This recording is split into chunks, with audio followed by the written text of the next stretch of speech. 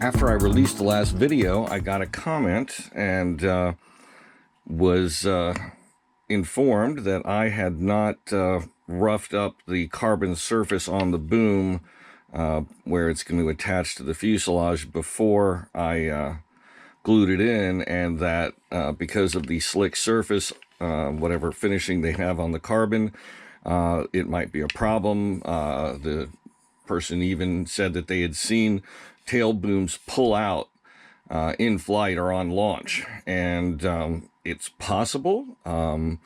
I twisted on the tail boom with enough strength that I was concerned that I was going to break the forward portion of the fuselage, and could not get this to loosen up or to move. So I'm fairly confident, but it's still a good suggestion. It's still a valid point. Even though it's not mentioned in the directions. I've never had a tail boom pull out before, but I went ahead and took a little file and roughed up the surface of the carbon fiber forward of this bulkhead here, and then I used some 5-minute epoxy to put a gusset around it. So that should prevent any possibility of this tail boom pulling or rotating. And thanks to the person who was kind enough to point that out, and I'll make sure that on future builds, when dealing with the carbon fiber boom, that I rough up the surface in advance and prep it. So something that wasn't in the directions, and something that we should all probably do. Thanks again to that person who commented. So back to the radio and where things are going to go. I've decided that I'm going to put the receiver as far rearward as possible. I'll put the antennas toward the rear, and the ports for servo wires facing forward. I'll make some holes in the fuselage so I can route the whiskers out to the sides. And then I'll be mounting up the servo tray.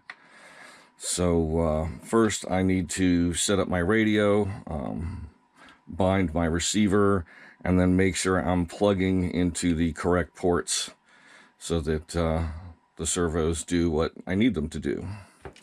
I kind of came up with something, and I think it's going to work. I may trim a little more off this block. Right now this is still drying. I wanted a way to be able to plug in the wing servo for the spoiler, and I didn't want to have a ton of wire coiled up in here because I don't want it to end up pressing against things. And so what I'm going to do is,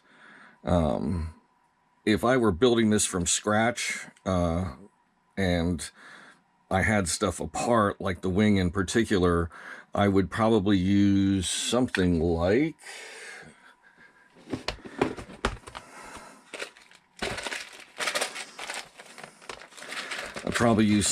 one of these type of connectors, and mount one of these in the fuselage and mount one of these in the wing, so that when you set the wing in place and screw it down, it automatically plugs in. That would work very nicely. And let's see, these are another type of connector that also works really well for that. These are great for putting in between wing sections where you need to, they're called multiplex connectors. So let's see, they've got 6 wires each. So if you're doing a wing with spoiler or flaps and ailerons, you can use this type of connector for the outermost servos, or for the center of the wing where they come together, or for where the wing plugs into the fuselage, depending on the layout, how many pieces the wing is, etc. Things to consider. So I'm using a short extension, and this will go through and double back into the receiver, and so there's not going to be a ton of wire in there. And then when I set up the servo in the wing, I'm not going to rewire the servo itself, what I'll probably do is just double the wire back on itself a little bit like that. A couple times, not these servos, the wing servo, to shorten it so that when I plug it in and put the wing down, there's not as much wire loose inside the fuselage. So I definitely will trim this edge a little bit here, but basically I'm just going to glue this in so it is standing up right here in the center like that, and then I can just plug in the servo wire, probably put it back a teeny bit like that, and that'll work perfectly. So make sure you put it in deep enough, because just as an example, the servo wire itself is going to stand up a little bit from this, like so. That's why I don't have this closer to the top of the surface here. But that's something that you can easily do for yourself. I just used some 1/4-inch scrap that I had. One of the things I do when I build kits, any piece of wood that's even a remotely reasonable size, I tend to keep them and throw them in a bag. I've also got a box full, because you never know when you're going to need a little piece of spruce or a little piece of plywood or something like that. And it's real handy to have that around, not have to go to the hobby store for a little chunk of wood to make something like this. So here is the final part. I've trimmed off as much as I want to. I wanted to leave a decent sized base to make sure this stays anchored down.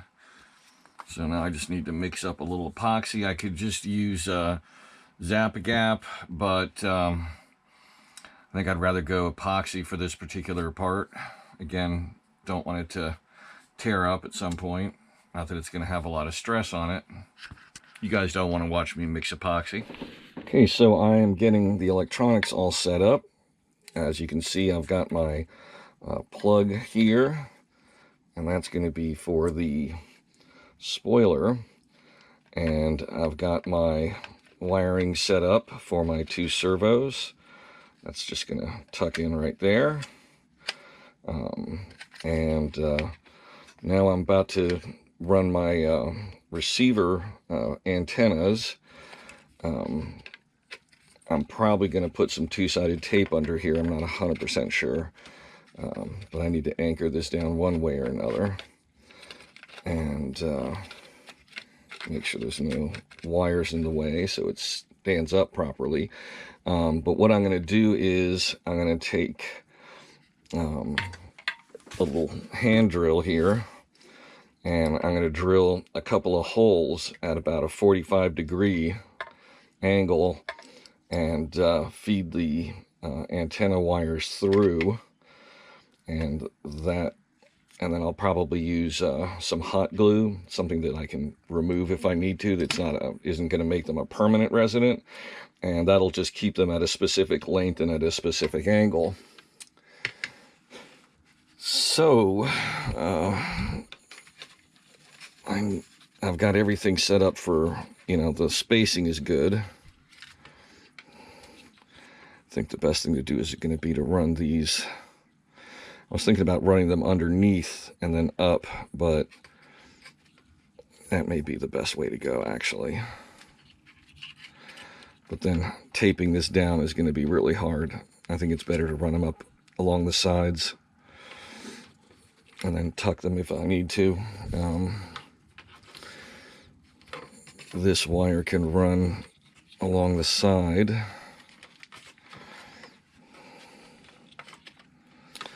So let me get out some 2-sided tape. I'm probably going to need to make it a couple layers thick, because there's a piece of wood there, the rails that it sits up on, those braces.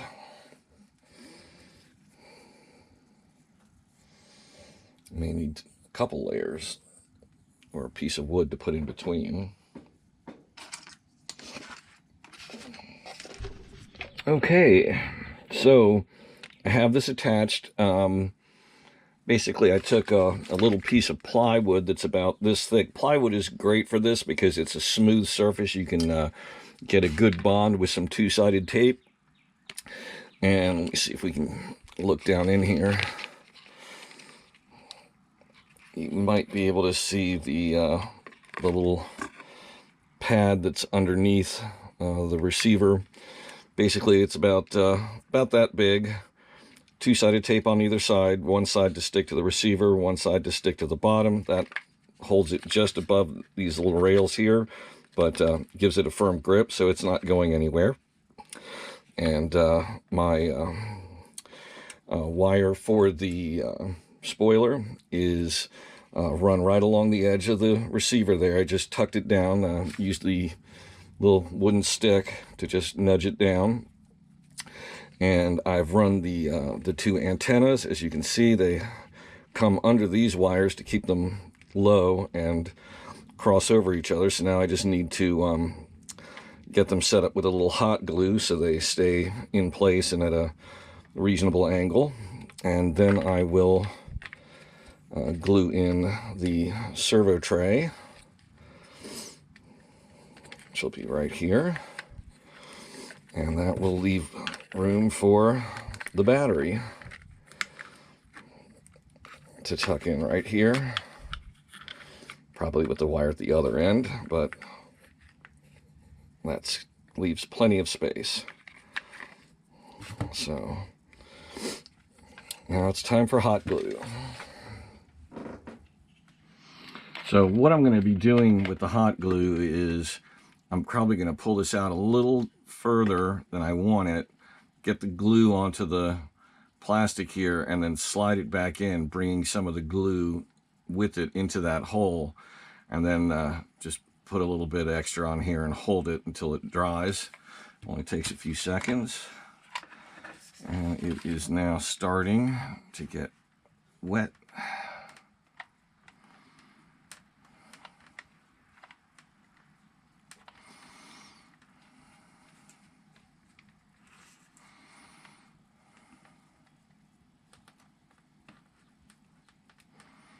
I'll just trim the excess away. It's kind of ugly there, but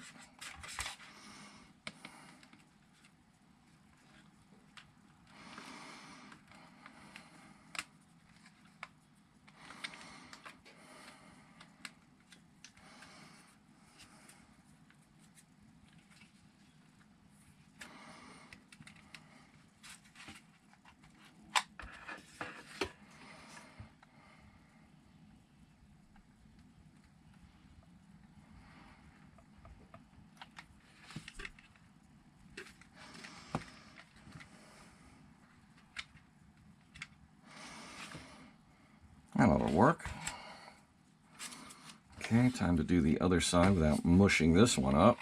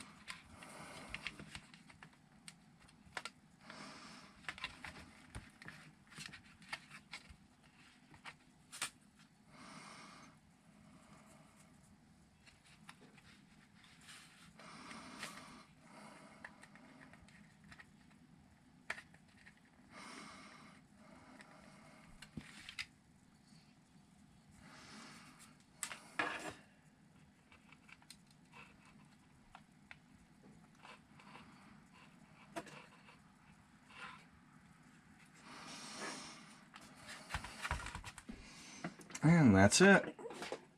Just need to do a little cleanup on that, but the wires are set. That's perfect. The wing's right here, so they're out and clear.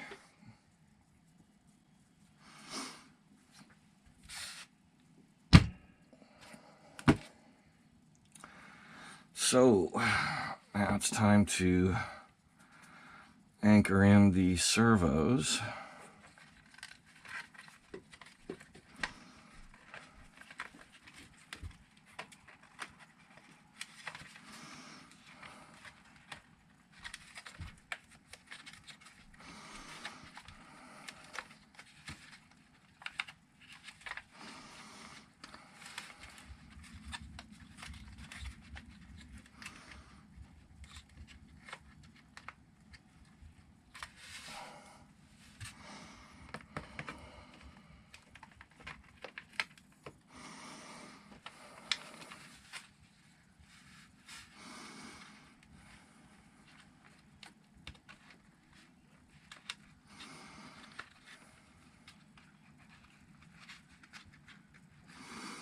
Might want to lift this up a little high, but I wonder how much space I've really got there. Probably not a lot. Probably not the way to go.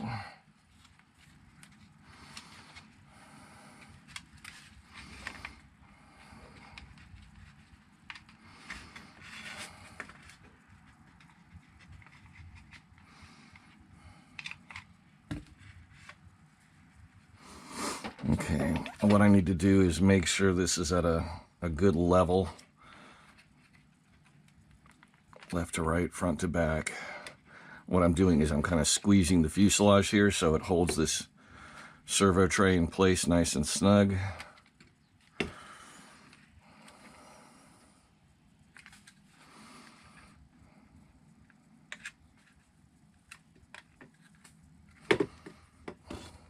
Sorry if this isn't showing real well. It's hard to do this while filming.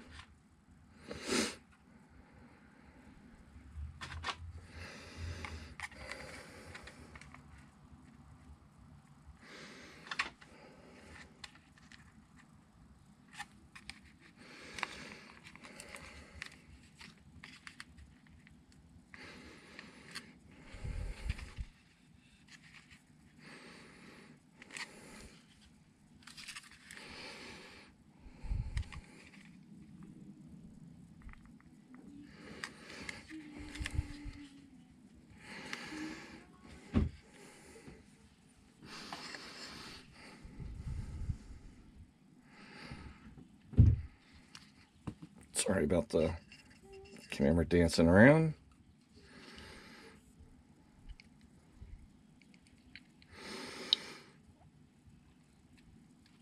Just tacking it in place for right now.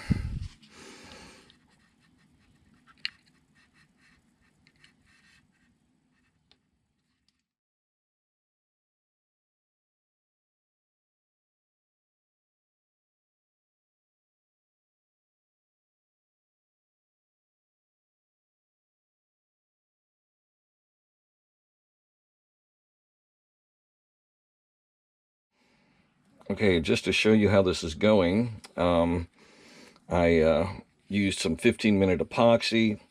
I got a little along the side walls on either side and then nudged this into position and then moved it around a little bit so that the sides of the tray got some epoxy on them. And then I put a clamp on it to hold it in place. And then I did some gusseting with the 5-minute epoxy using a little glue stick, one of these guys, and just got a little extra here at the corners, made sure it got underneath. Sorry about the camera. Same thing over here, just enough to be sure that it's never going to come loose, because that would be the bane. You never want that to happen, because that would be instant crash. So now all I got to do is wait for that to dry, and the electronics are complete. It's be time to start running the cables and getting those tied off and adjusted to the correct lengths. I've got the transmitter programmed using a Spectrum DX8. These things, I like Spectrum equipment. I hate their software. I gotta say it. Programming their radios, it's like the nomenclature and language they use is as cryptic as can be. I'm really looking forward to a day when Spectrum gets some nice visual software, you know, nice color interface, and something that's a lot more intuitive. As far as setting things up, they use, you know, random words that don't seem to mean anything in their, and it's very hard to follow their directions. There is a complete lack of decent online tutorials at some point. I may try to put some together, but I have such a hard time with this radio. you know, like I bought a Fly Sky for what, those are like 60 bucks. It is so much easier to configure and program that radio than it is this one. And that's a very old operating system. It's open source, for Christ's sake. They're not even getting paid to write it. And they wrote better software than is on, you know, an $800 radio, $600 radio. So, you know, what do you do? Anyway, I'm muddling through because I do like their AS3X and safe technology. It is a get out of jail free card, or a get out of crash free card, if you will. Highly recommend it. But again, hopefully they're gonna, what they really need is an online class. They need to provide more than just a basic instruction book. Granted, I have not read their instruction book or the manual from, you know, cover to cover, but even if I did, I'm not sure that it would really help. It's a very confusing interface, but they are one of the best. So what do you do?